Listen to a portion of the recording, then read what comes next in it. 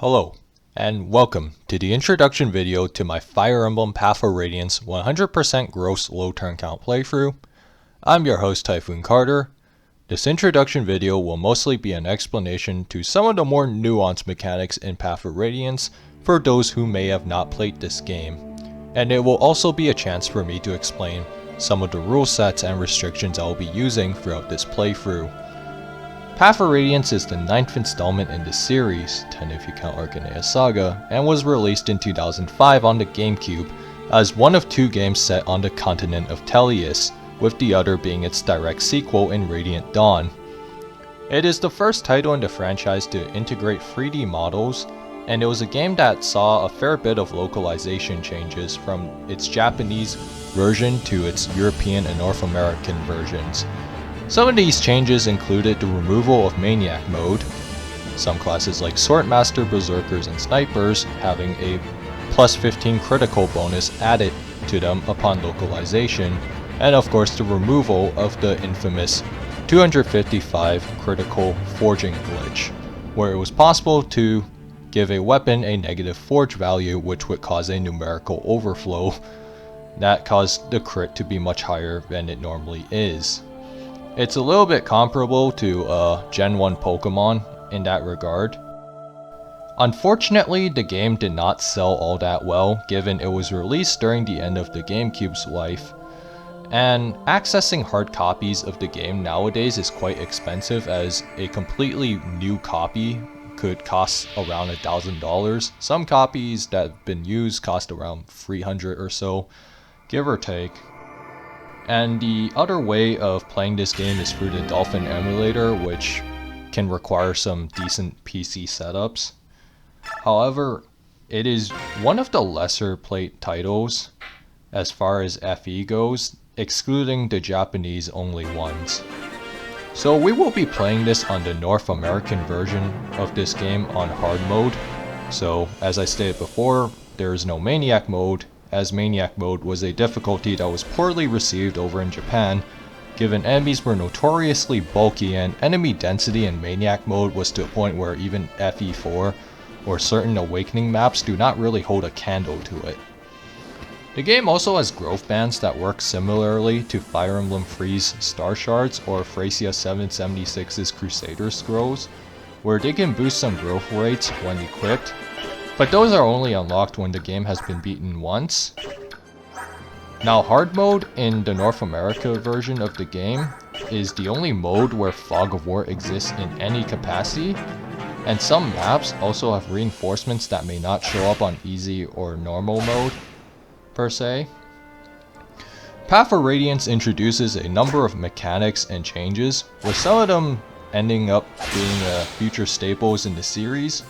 The first of these mechanics is forging, where the player may forge one weapon per chapter in the base and modify weapons properties such as might, hit, weight, or critical for a certain price. Obviously, these have a limit as to how much you can boost them by. And some weapons have a base value, and the more properties you adjust or the higher they are that you end up adjusting them to, they may end up costing more. Now, the player cannot just forge any weapon, as most of the weapons that are available for forging in this game are mostly your standard weapons, like your iron, steel weapons, and later on like javelins, hand axes, or even silver weapons. Another key mechanic that is introduced is shoving and smiting, along with the weight stat being introduced. Shoving and smiting is a mechanic where infantry or Laguz units can shove another unit ahead by 1 or 2 tiles in any direction, as long as their weight is not lower than the target they're intending to shove or smite by more than 2. For example, a unit with 8 weight cannot shove a unit that weighs 11, but a unit with 9 weight can. However, units like non-Laguz cavalry or flyers, so your Pegasus Knights, your Cavaliers, are not able to shove or smite other units. Although in future installments like Fates, this is no longer really a restriction, and those who have played Fire Emblem Heroes might recognize some of these, like Smite for example. Rescue and Kanto mechanics were changed up from the GBA games, where mounted units can no longer be rescued or dropped, and Kanto is no longer restricted to only working in non-combat situations, and works as well after combat. It's a little similar to FE4 in that regard, but you do not get your full movement after attacking. Aid and Constitution are no longer used in the rescue formula, as the former is absent and the latter exists more or less as a check for one mastery skill, although it also technically is tied into weight a little bit. It now uses the formula of the rescuer being heavier than the target by 2 or more weight for it to work. Attack speed also no longer uses con as a check for determining if a unit gets penalized for using weapons that are too heavy. Instead, strength ends up taking its place as a check for that instead. Path for Radiance also introduces a new type of unit in Laguz Units. They're effectively beast units. However, the thing with Laguz Units is that they cannot fight untransformed and can only fight when they're transformed. Although in Radiant Dawn, that is somewhat changed. Now, the way the transformation works is that they have a transformation gauge, and once it hits 20, then they will be able to transform into strong beast units who have fairly solid stats. It's a little bit similar to how Tiki in FE3 can kind of transform into a dragon for a few turns. Although the thing with Laguz units is they cannot just do that at will, and for them to transform without any restrictions, they would either have to use a demi-band or they'd have to use a Laguz stone, and Laguz stones are a little bit scarce in this game. However, each Laguz type also has varying transformation bonuses depending on what type of Laguz they are, but all of them generally will give a boost to all of their stats, including weight. The skill system was fully brought back for the first time since Thracia 76. Sacred Stones did have skills, although they were rather limited. The skill system in FE9 sees units with skill capacity, as skills cost a certain amount of points to be equipped, and can now be assigned through scrolls and manuals, much like how it was in FE5. In Path of Radiance though, if a skill is removed from a unit, that skill is gone for good and has no means of being able to be reassigned, although its sequel Radiant Dawn changed this. It should be noted that promoted infantry units and Laguz units have a higher skill capacity than cavalry and flyer units at 25 versus 20. Skill scrolls and manuals can be found throughout the game, but for it to be added onto a unit, it has to be done through the base function. This brings us into our next key mechanic here.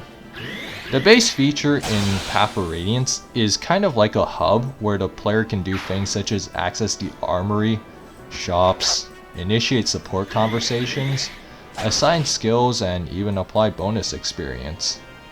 It's a lot like a prototype to future Fire Emblems like Fates or Free Houses where they had My Castle or the Monastery, and it's fairly comparable to Berwick Saga's Taunt Hub function.